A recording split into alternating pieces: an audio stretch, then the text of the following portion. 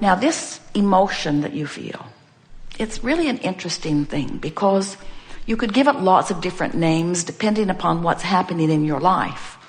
But one label would suit it just as well, and that is, it is discernment. It is an indicator of alignment or not. You see, who you really are is someone who, through life, has come to know only love. That's what source is. So when you find a reason to hate, no matter how justified it seems in your physical standards, as you stack everybody up and say these are desired behaviors and these are undesired behaviors, we know there are some very, very undesirable behaviors around you on your planet. And it seems logical from your physical format to sort them into piles and to condemn the most undesirable of them. But what happens in the first or last time that you attempted that is that as you proclaim something unwanted, undesirable, and you feel your hatred or your malice or your fear about it, that emotion that you are feeling is not an indication of the degree of badness of your object of attention. It is something so much simpler than that. It is your indicator of your personal, internal disagreement with your own source. Because source, whether you like it or not, loves those that you hate. Esther said to us, Abraham, come on. You saw that. You don't really love that about that person, do you? And we say, if we cannot find a lovable aspect, we look somewhere else. In other words, we do not stand in a place of pushing against. And the larger part of you does not stand in a place of pushing against. So when you decide that you are going to utilize your emotional guidance system, what you're actually saying is, all right, I get it. I was non-physical energy. I came into this body as an extension of non-physical energy, of source energy, of that which man calls God, for the very express purpose of sifting through variety in order to inspire myself to an awareness of further expansion. Is that right? We say, yes, that's exactly right. And then you say, all right, so I'm in my physical body. I'm sorting through the contrast. I know what I don't want. I give birth to what I do want, but I can't easily focus on what I do want because it's a new vibration. Is that right? That's right. And it's easier for me to focus upon what I don't want because I do that more often. We say, that's right. But right there, you have the ability to lean in the direction of what you do want. And here is the best reason that we can ever give you for deciding to do that. You can't feel good otherwise. And the reason you can't feel good is because your life caused the larger part of you. Remember, that's us. That's where we come in. Your life in your physical body caused expansion of source. And source stands, the larger part of you, holding steady to that newfound place that you have carved out, calling you into alignment. And as you move in the direction of that alignment, as you move into this vortex of creation, you feel better and better and better. But if you hold yourself out there beating the drum of the problem, you feel worse and worse and worse. And the reason you feel bad is not because of the problem. The reason you feel bad is because you're depriving yourself of the energy of you. You are the creator of you see. And that really is the message of law of attraction. You have come into this body and you are expanding like crazy.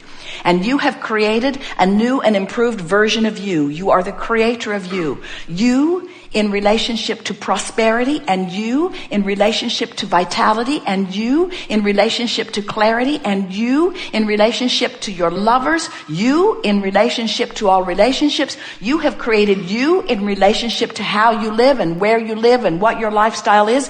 You have created the new and improved version of you, and you've got to be up to speed with it, or you will deprive yourself of the expansion that you have already carved out. And it is your own personal deprivation depriving you of you that equals 100% of all negative emotion that you feel. Don't you love knowing that? So you say, Abraham, I'm sad. I'm sad because I'm depriving myself of the me that I really am. And we say, that's the first step. Understanding what your negative emotion is.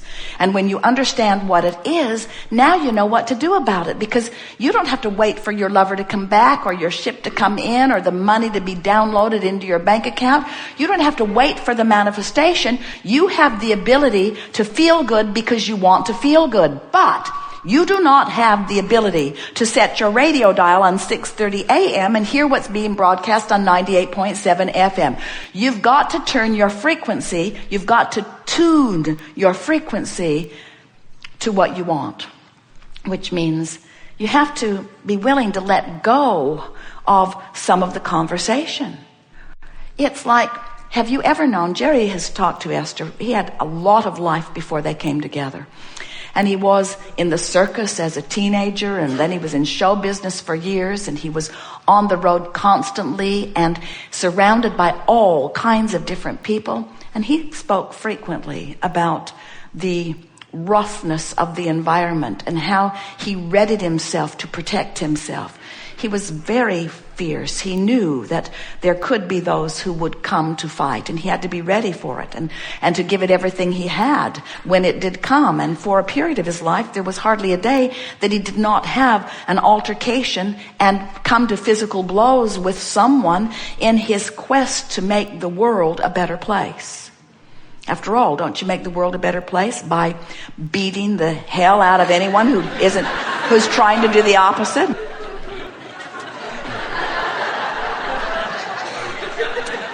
So we want you to focus just for a moment on, and maybe you've had the same experience, where you actually come to this place of this physical action or altercation.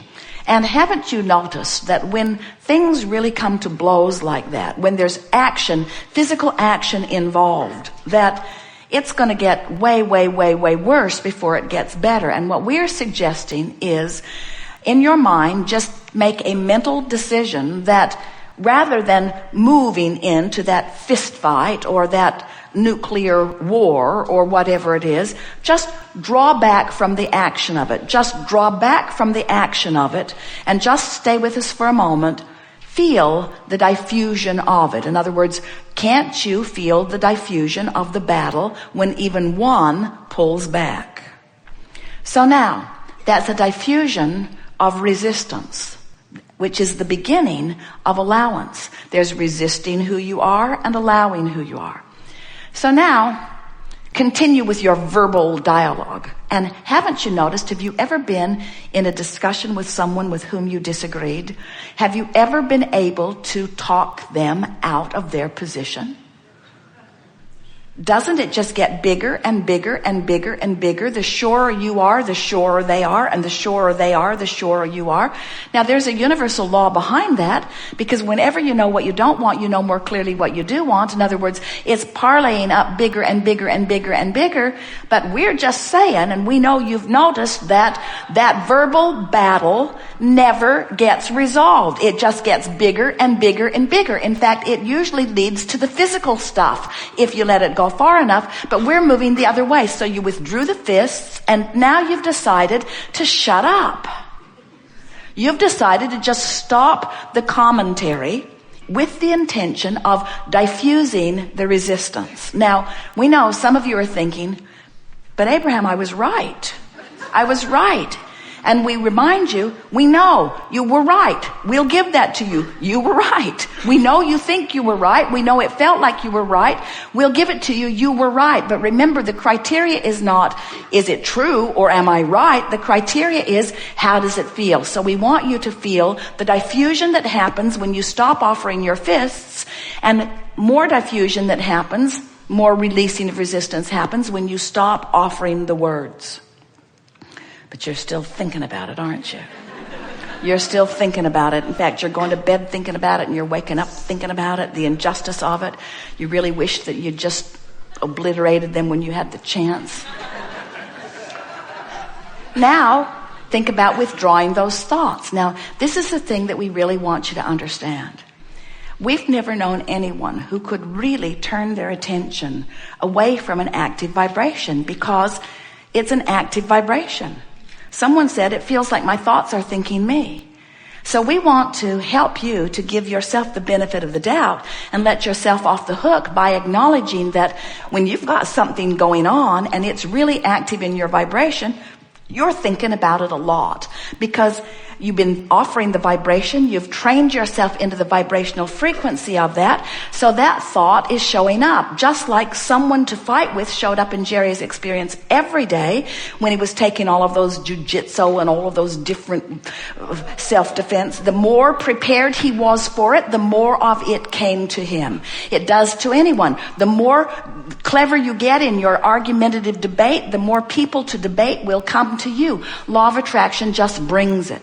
So you have to decide, and this is the thing that we really want you to understand, is that when you decide that you're trying to strike your pose of harmony with the new and expanded version of you, with the lifestyle that you've put into your vortex, when you decide that you're going to turn your attention in the direction of who you really are and what you really want, in your attention to something else, that vibration begins to fade away.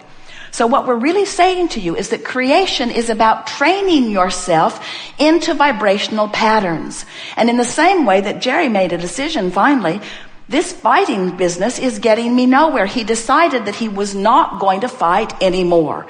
And almost from the moment that he made that decision, not one other fight presented itself to him, because he deactivated it from his vibration enough that it stopped coming. And we are proclaiming to you that you have the ability to deactivate all unwanted things in your vibration. But the only way that you can deactivate unwanted things is to make a decision about what you are going to activate.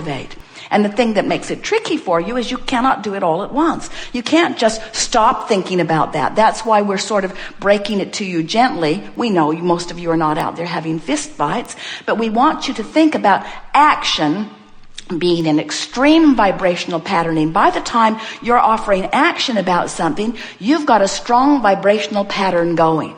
And you've got a lot of strong vibrational patterns that serve you, but you have some vibrational patterns that don't serve you too.